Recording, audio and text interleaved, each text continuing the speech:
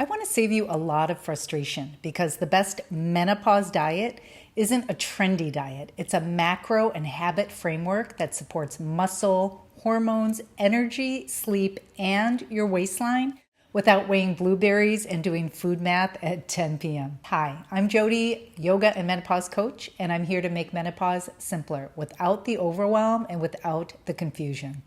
Food matters, but I also want to say that diet is one piece of the menopause puzzle. Strength training and daily movement aren't optional if you want real change. Menopause is the era where your body becomes dramatically honest. Stuff that used to work suddenly doesn't. You can be eating healthy and still be stuck, bloated, or gaining around your midsection. And most women don't need less food forever. They need better targets, enough protein, enough fiber, and complex carbs, the right amount of fats, and consistency with movement. Let me tell you what happened to me at the beginning of this year, 2026, because this was a wake-up call for me. My focus last year was to hit my protein goals. As a strict vegan, it can be really challenging, but it's definitely doable. And I succeeded, but I still held on to that extra bit of weight around my midsection. So I decided at the beginning of this year to track my daily macros: calories, protein, carbs, fat, sugar, and fiber. I tracked every single macro for 2 weeks, every bite. This wasn't a forever plan. It was just to get an idea of exactly how much I was eating on a daily basis. And here's what I found. I was eating good fats, avocados, olive oil, all the healthy stuff, so I assumed I was fine. But basically, I was pouring olive oil freely without a care in the world, thinking this is good fat, so I'm okay. But then also I'd eat a half an avocado, a couple tablespoons of hemp hearts, a handful of nuts, almond butter on my Ezekiel bread. Well, this added up. I saw the actual fat grams and I was like, whoa, that's a lot. So I cut back. I still ate my good fats, just less. And my waistline started shrinking. I'm not kidding. Here's my point. I'm not saying that you're eating too much fat and that's what you need to take a look at. But what I'm saying is you should take the time necessary to make sure you're fueling your body the best way for you. Tracking macros is basically a part-time job, so I'm not telling you to do this forever. But doing it for 1 to 2 weeks is like holding up a mirror. You find the thing you didn't know you were doing. And once you see your patterns and adjust, you don't need to be so strict. It will start to come naturally to you. So here's what I think is the best diet for menopause, broken down simply. Number 1, protein is the priority. Not because it's trendy, but because menopause is the time you're more vulnerable to muscle loss. More muscle means better metabolism, better glucose control, better shape, better strength, better aging. Most women think they're eating enough protein, and they're not. So I want you to aim for a protein target and spread it out, not all at dinner. If you want to change your body in menopause, protein can't be an afterthought. Protein at breakfast, protein at lunch, protein at dinner, and if you snack with some protein. I love dried edamame. Number 2, complex carbs and fiber. We're not fearing carbs.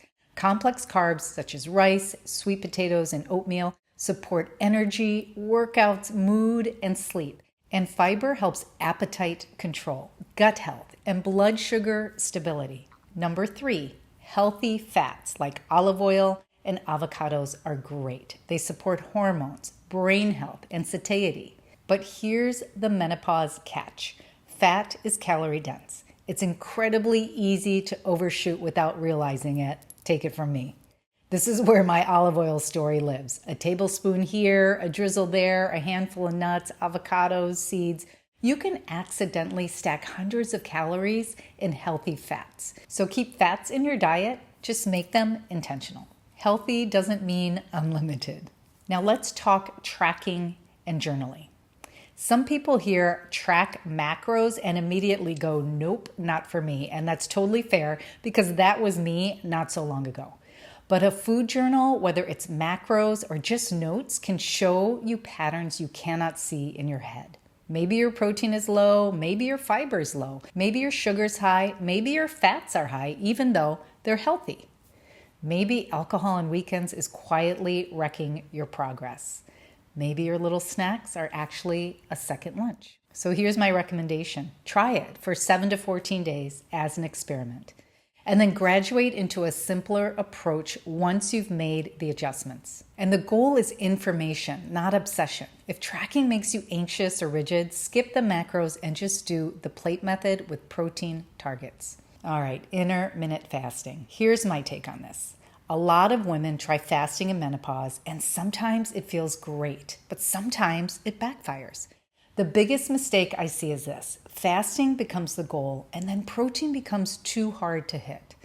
So my rule of thumb is prioritize protein over fasting. If you can hit your protein goal inside your eating window and you feel good, then I say go for it. But if fasting is making you undereat protein, overeat later, lose strength, or sleep worse, it's not helping you. It's just another stressor.